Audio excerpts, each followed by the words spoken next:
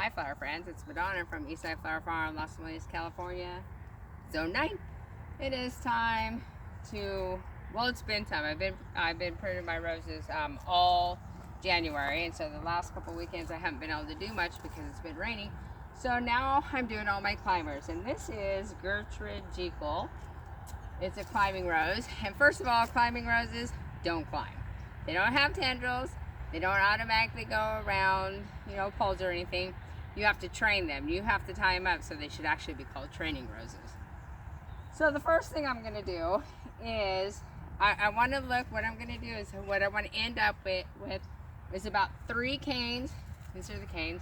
3 canes going that way on the fence, and about 3 canes going this way on the fence. So the first thing I'm going to do is, I haven't defoliated it yet, and I will do that before I'm all done. So the reason you want to defoliate your roses when you're pruning them is in our zone 9, where our lowest average temperature is between 25 and 30 degrees. A lot of times they won't lose their leaves or they won't go dormant. So you want to take those leaves off, one, so that your rose does go dormant, because everything needs a little sleep time. So if it's not getting a lot of rest, it's just hard on the plant. So you want to make sure that you get all those leaves off. Number 2 is, if there's any spores or fungus or any diseases that are left on the leaf and you leave it on, well, when you get new leaves on the rose for the next summer, you could reinfect that plant. Those spores would just go to the new ones. So you want to take them all off, and then you want to clean it out underneath and dispose of the leaves. Just get rid of it, so you don't have to worry about that. So the first thing I'm going to do is, because I know I want to end up with like 3 canes this way, 3 canes this way, is everything that leans out that I can't really get a good, nice straight line on the fence, I'm going to cut it off. So I am just going to cut it right off. First thing, you need your rose leather gloves. You're ouchie resistant, because these are a godsend. And I have Velcro number 2s. Sometimes if you're doing bigger ones, you'll want to get some loppers, but these work just good for me, just fine. So, like I said, everything that comes out this way, I'm just simply going to take it off, because I know what I'm looking for is something to follow my fence line. So, like this cane, and they're called canes. So, first of all, what you're looking for in any rose, first thing you're going to do is cut off anything that's dead, dying, diseased, or damaged.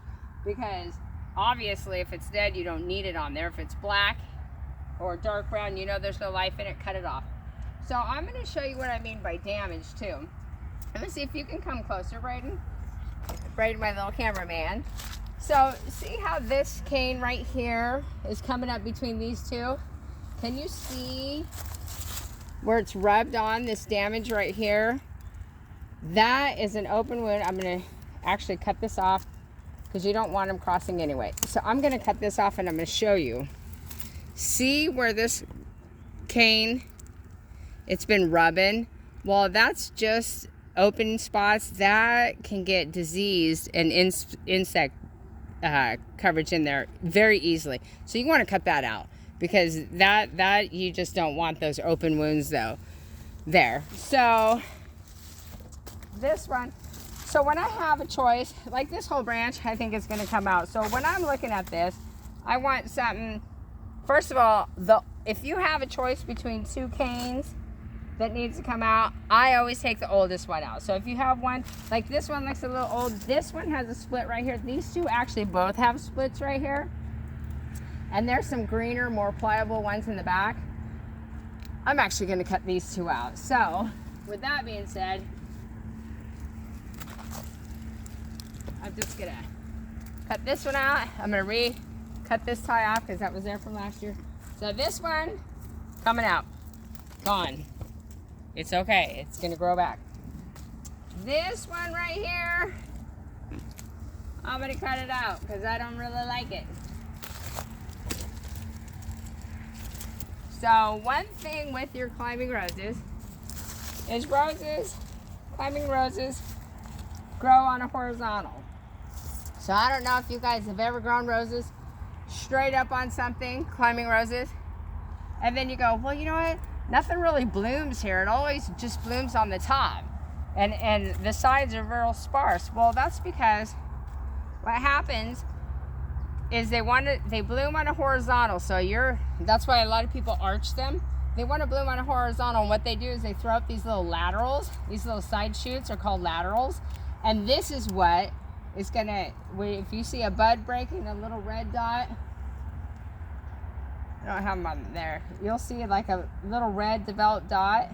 That's where the new stem's gonna come out. Like, see this little guy right here? That's a bud break.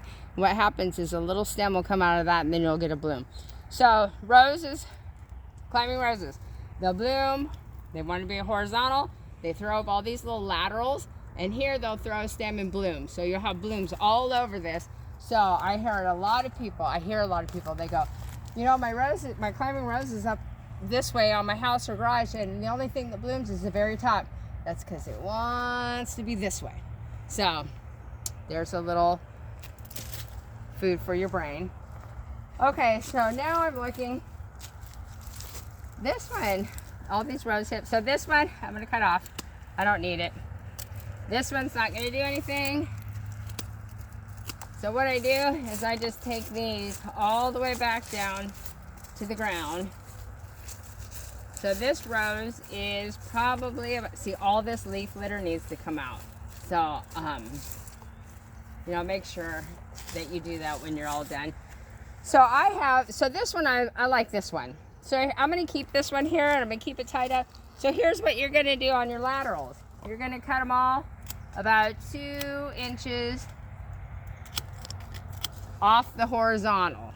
So you're gonna cut all these, and most of these, I can already see there's little bud breaks on them, which is the little, like I said, it's the little red. See the little red dot right there? That's where the new stem is going to come out, and then a rose will be on top of that.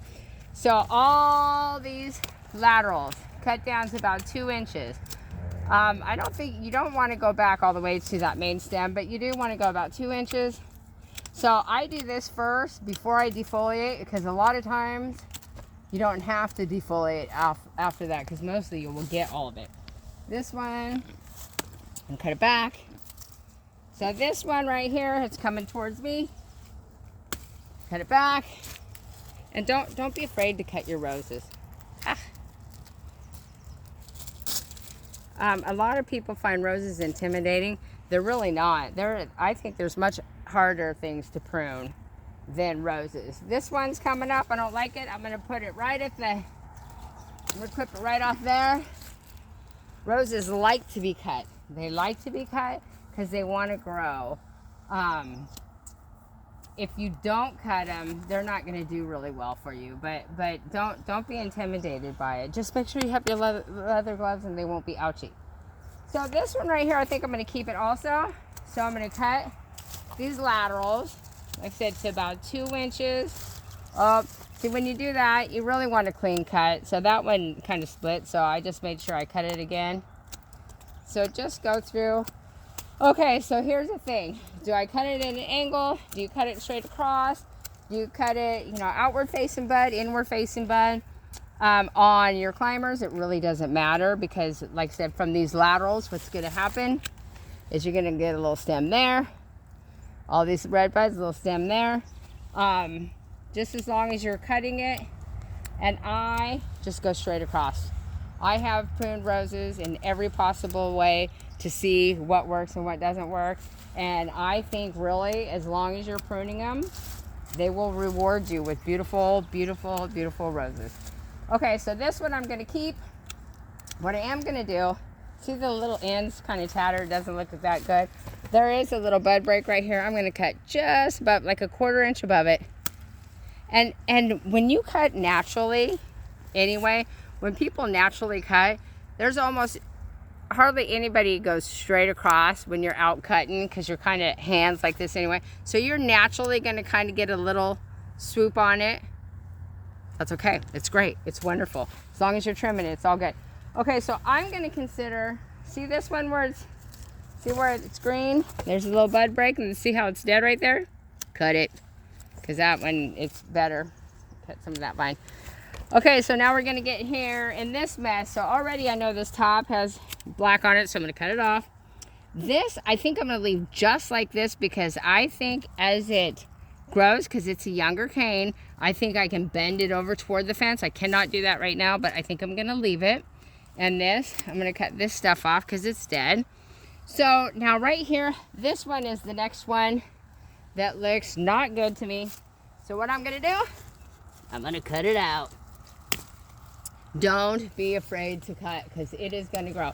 So here's where you might have a problem. No, here's where you will have a problem. As far as, oh, hang on, Braden. Okay, this little guy. He's a stickler here. Oh, you know what? Let's just cut some of that stuff off and make it a little easy. Okay, watch your eyes there, bud. So what you don't want to do, I think this is the way, only way you're really going to kill your rose, is if you go right down in here to the base, the bud union in here. If you cut into this, I think you're going to probably kill your rose. So, you know, just try to get down as far as you can without getting into the bud union, which is this piece right here, right there.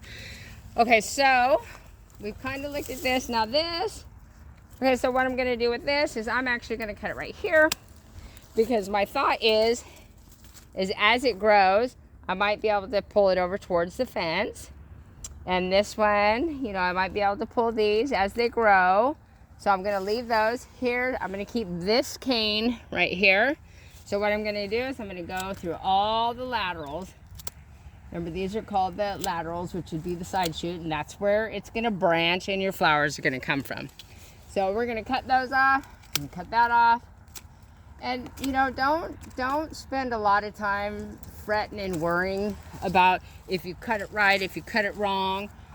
The only thing I would really recommend is you do it in January for our zone, because we're gonna go right from cold to hot, and then I don't want to cut any flowers off. You know, if you wait until February, March, April, you're gonna take the chance of actually cutting the buds off, and you can do that if you want to, because roses can be pruned at any time, but I don't want to do that. So January around here for us is my time.